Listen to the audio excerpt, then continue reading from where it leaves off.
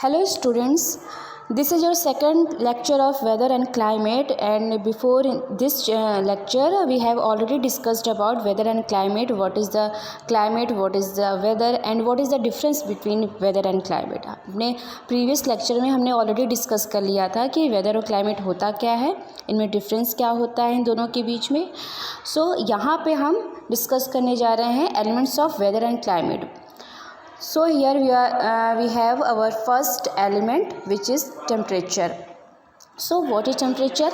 Temperature refers to the degree of hotness and coldness of the air. The main source of this heat is the insolation of or the amount of solar energy received by the earth. Means temperature होता क्या है? Temperature जो हमारी air होती है और उसमें जो उसके हॉटनेस या कोल्डनेस का अमाउंट होता है, मीन्स जो उसमें गर्मी होती है, जो उसमें ठंडक होती है, तो वही हमारा क्या कहलाता है? तापमान। टेम्परेचर को हिंदी में कहते हैं तापमान। The temperature of a place varies between day and night. और आपको पता है डे और नाइट के कॉन्सेप्ट आपको already you are well aware of these things. So आपको ये पता है कि डे और नाइट में टेम्परेचर कैसे वेरी करता है सन रेज़ की वजह से। तो यहाँ पे भी आपका डे नाइट में टेम्परेचर भी वेरी करेगा। आपको पता है नाइट हमारी जो होती है वो डे से ठंडी होती है। And from season two season, और सीज़न में वेरी तो करेगा। ऑब्वियस है कि जब हमारा विंटर सीजन होगा तो वहाँ पे हॉटनेस बहुत ही कम रहेगी, कम क्या बिल्कुल ही नहीं होती है। कभी कभी तो फ्रीजिंग पॉइंट पे चला जाता है टेम्परेचर, कुछ एरियाज़ में स्नोफॉल होते हैं। यहाँ पे क्या है कि हमारा जो तापमान है, यानी जो एयर में ये आपकी हॉटनेस और कोल्डनेस का जो अमाउंट है वही क्या कहलाता है? तापमान। तो ये बहुत बड़ा एलिमेंट है हमारे क्लाइमेट को अफेक्ट करने का। यहाँ पे एग्जांपल क्या है देखिए, टेम्परेचर ऑफ अ प्लेस में very considerably in summers and winters. तो ये आपको बता दिया कि आपका ये टेम्परेचर समर और विंटर में ऑब्वियस है कि वेरी करता है, मतलब बदलता रहता है। कई सारे विभिन्नताएं दिखती हैं यहाँ पे टेम्परेचर में। यहाँ पे हमें एक नया वर्ड मिलता है इंसोलेशन। अपनी ये वोकैबुलरी हम देखते हैं कि इंसोलेशन है क्या। The amount of solar radiation received by the temperature and surface of the earth is called insolation. तो जो ये हमारा ये वर्ड है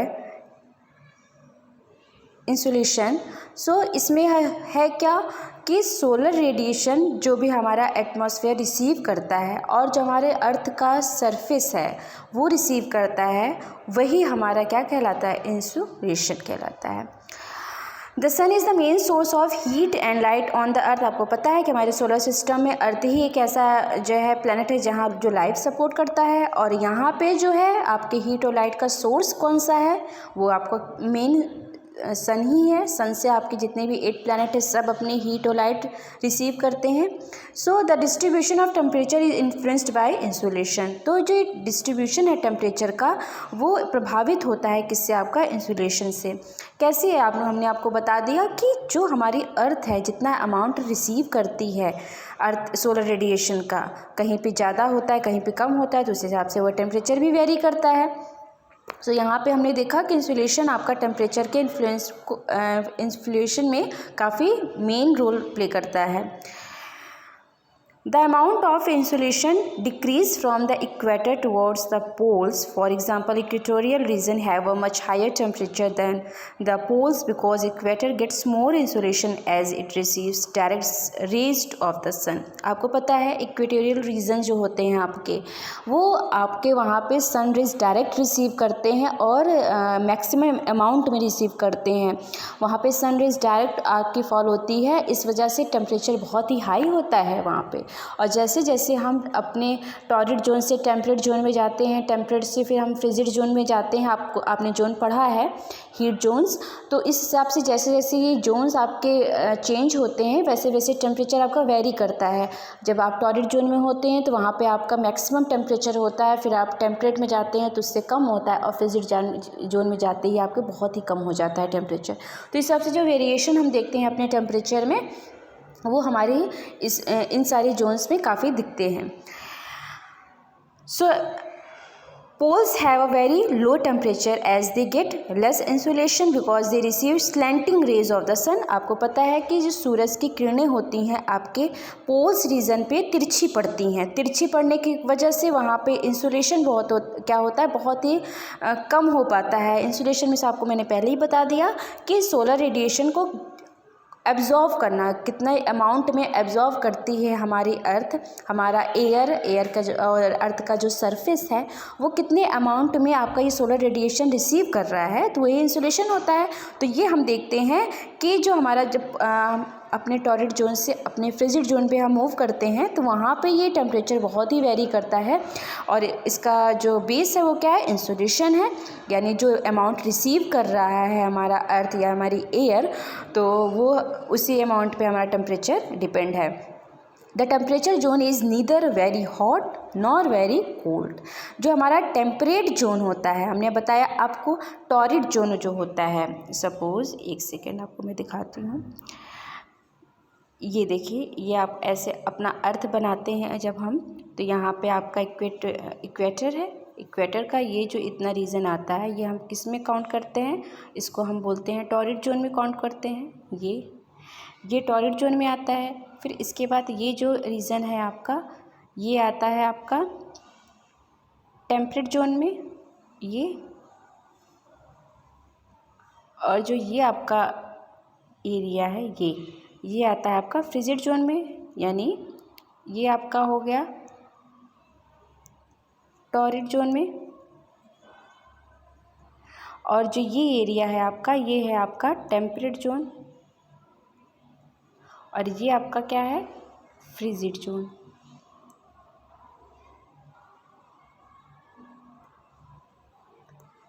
तो ये इस तरीके से हमने देखा कि ये हमारे जोन्स हैं। तो आपका टेम्परेट जोन आता है टॉरिड जोन और फ्रिजिड जोन के बीच में। सो इस तरीके से जब हमने ये देखा कि जैसे जैसे हम अपने जोन में मूव करते हैं अलग अलग, तो वहाँ पे टेम्परेचर वेरी करता है। तो यहाँ पे टेम्परेट जोन की बात हो रही है, तो टेम्परेट जोन में क्या हमने देखा कि वहाँ पे जो हमारा टेम्परेचर है वहाँ पर वो ना बहुत ज़्यादा गर्म रहता है और ना ज़्यादा ठंडा। नीदर, देखिए यहाँ पे है, neither very hot nor very cold, ना तो बहुत गर्मी होती है वहाँ पे और ना ही बहुत ठंडक होती है। On the basis of the amount of insolation received the earth has been divided into 3 heat zone. ये आपको मैंने पहले ही बता दिया, ये आपने पढ़ भी लिया है already. You are able to know that कि ये हमारे 3 हीट जोन्स कौन कौन से हैं। सो नेक्स्ट हम मूव करते हैं। सो यहाँ पे हमने देखिए फैक्ट एक आपको डायग्राम दिखाया है। तो यहाँ पे आपको ये समझाना है कि टेम्परेचर जो आपका टेम्परेचर जो है आपका वो क्लाइमेट को कैसे इफ़ेक्ट करता है। ये आपने देख लिया कि जो आपके सन रिसीव करने का जो एरिया है आपका, जहाँ पे सन रेज आपका मैक्सिमम अमाउंट में रिसीव हो रहा है और इंसुलेशन आपका हाई है, वहाँ पे आपका टेम्परेचर हाई होता है, हॉटनेस ज़्यादा होती है। सो वहाँ पे आपको क्या होगा, वहाँ पे अगर आपके वाटर बॉडीज़ अवेलेबल हैं तो इवेपोरेशन ज़्यादा होगा। इवेपोरेशन होने की वजह से आपका प्रेसिपिटेशन ज़्यादा होगा, यानी आप वहाँ पे वाष्पीकरण की प्रक्रिया ज़्यादा होगी और फिर वहाँ पे आपका वर्षा बहुत ही ज़्यादा होती है। तो इस तरीके से क्या होगा कि वो एरिया आपका काफ़ी मॉइस्ट रहेगा और मॉइस्चर ज़्यादा होने की वजह से ह्यूमिडिटी भी रहती है एयर में, और फिर वहाँ पे ये जो आपका क्लाइमेट है ये आपके प्लांट के लिए, आपके जो है फौना के लिए बहुत ही हेल्पफुल होता है उनके ग्रो के लिए। तो ये फेवरेबल कंडीशन है आपके प्लांट्स के ग्रोइंग कंडीशन के लिए।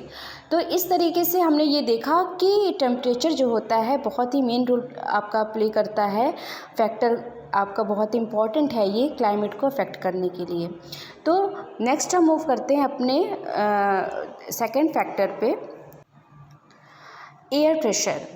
अभी हमने टेम्परेचर डिस्कस किया, टेम्परेचर को देखा कि किस तरह वो क्लाइमेट को अफेक्ट कर रहा है। अब हमारा नेक्स्ट है एयर प्रेशर, वायु का दाब। क्या होता है, atmospheric pressure can be defined as the pressure exerted by the weight of air on the earth surface। जो एयर का वेट है, एयर बहुत हल्की होती है, लेकिन उसका जो वेट है हमारे अर्थ सरफेस पे वो कितना प्रेशर डाल रहा है, यही क्या है, यही आपका एयर प्रेशर है। Air exerts pressure on the all objects on the अर्थ। और जो एयर होती है वो उसका प्रेशर जो होता है अर्थ पे जितने भी ऑब्जेक्ट्स हैं सब पे बराबर पड़ता है। This is because air above us exert pressure on the lower layers. However, we don't feel this pressure because air passes from all directions and our bodies to counter this pressure. Atmospheric pressure is measured by the instrument called barometer and the unit by which it is measured is millibar.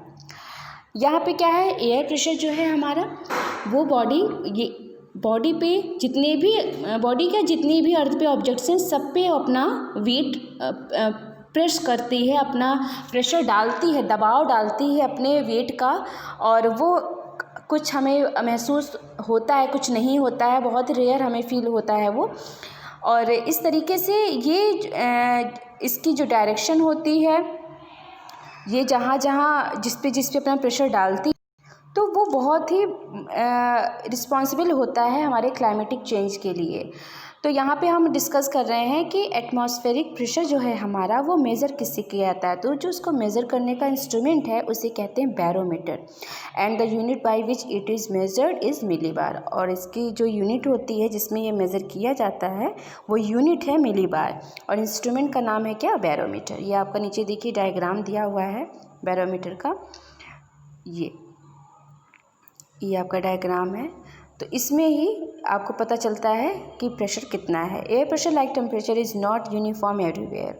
जिस हिसाब से आपका temperature आपकी सभी जगह पे एक जैसा नहीं दिखाई देता है, उसी तरीके से ये आपका एयर प्रेशर भी आपको यूनिफॉर्म वे में नहीं, एक जैसा नहीं दिखेगा, चारों तरफ नहीं महसूस करेंगे आप इसको।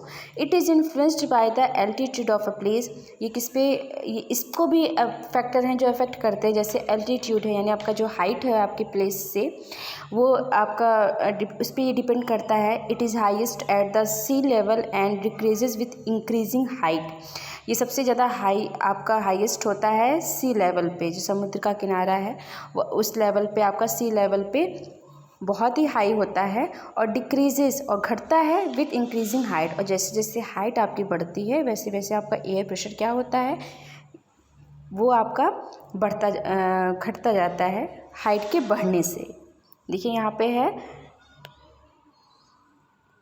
Decreases with increasing height. जैसे जैसे आपकी हाइट बढ़ती है तो आपका ये एयर प्रेशर घटता जाता है। So the temperature at any place also affects it's pressure condition. किसी भी प्लेस का जो टेम्परेचर है वहाँ के जो एयर प्रेशर है उसकी कंडीशन को भी अफेक्ट करता है। ये सारे फैक्टर्स एक दूसरे को इन्फ्लुएंस्ड करते हैं।